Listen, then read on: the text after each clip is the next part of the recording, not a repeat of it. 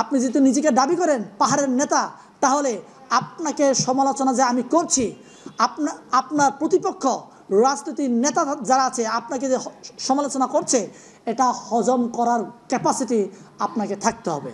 আমার এই পার্বত্য চট্টগ্রামের কথার পক্ষে কথা বলতে গিয়ে আমি অনেক হেনস্থার শিকার হয়েছি। কিছুদিন আগে আপনার এই যে গতকাল আমার পাহাড়ের নেতা সন্তু লারমাকে দেখলাম, সে ইনিয়ে বিনিয়ে বাংলাদেশের বিপক্ষে কথা বলার চেষ্টা করছেন।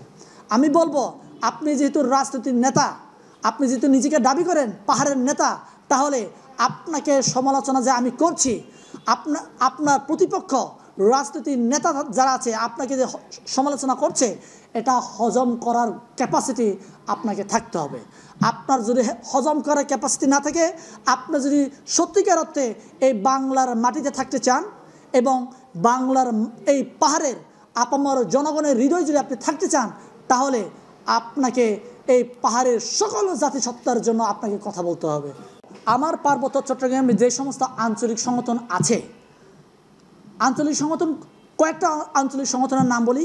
এখানে বড় স্টেক আমি যদি বলি, জেএসএস আছে, সন্তু লারমাপন্থী জেএসএস, এরপরে প্রসিদ্ধ বিকাশ খিসাপন্থী ইউপিডিএফ আছে, এরপরে মক পার্টি আছে, এরপরে কুকিচিন আছে, এরপরে বাঙালি সংগঠন আপনার বাঙালি পরিষদ আছে।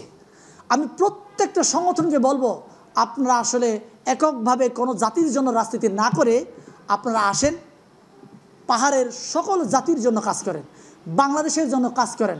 আমি আপনাদেরকে অনুরোধ করব, আপনারা বাংলাদেশের সার্বভৌমের পক্ষে থেকে ভারতের বিপক্ষে কাজ করেন। আপনারা বাংলাদেশের সরকার আপনাদেরকে সহায়তা করবে। বাংলাদেশের দেশপ্রেমিক যারা আছে এরা না খেয়ে মরে, আর যারা দালালি করে এরা কোটি কোটি টাকার মালিক হয়, আর কয়েকশো ফ্ল্যাটের মালিক হয়। এরকম আমি আমার এক সহযোদ্ধা, আপনারা সকলে জানেন, শাহাদাত ফরাজি আমাদের পার্বত্য চট্টগ্রামের ছেলে। আমিও যেহেতু পার্বত্য চট্টগ্রামের ছেলে, আমরা দীর্ঘদিন ধরে রাজপথে ছিলাম এবং পার্বত্য চট্টগ্রামের সকল অন্যায়, অবিচার এবং বৈষম্যের বিরুদ্ধে আমরা কথা বলে আসছিলাম। এখন এক্ষেত্রে আমার কথা কিছু বলতে হয়।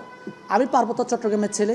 2018 সালে যখন কোটা সংস্কার আন্দোলন হয়, এই কোটা সংস্কার পক্ষে আমার পাহাড়ের ভাইয়েরা ছিল না, একমাত্র ছিল না। তার কারণ হচ্ছে আমার পাহাড়ের ভাইয়েরা মনে করেছে এই কোটা বাতিল হয়ে গেলে পরে আমার পাহাড়ে যেহেতু পাহাড় অনেক পিছিয়ে, এখানে যেহেতু অনেক স্কুল শিক্ষা প্রতিষ্ঠান নাই, সেহেতু আমরা চাকরি ক্ষেত্রে আমরা পিছিয়ে যাব, এইভাবে আমার পাহাড়ের ভাইয়েরা এটার বিপক্ষে ছিলেন।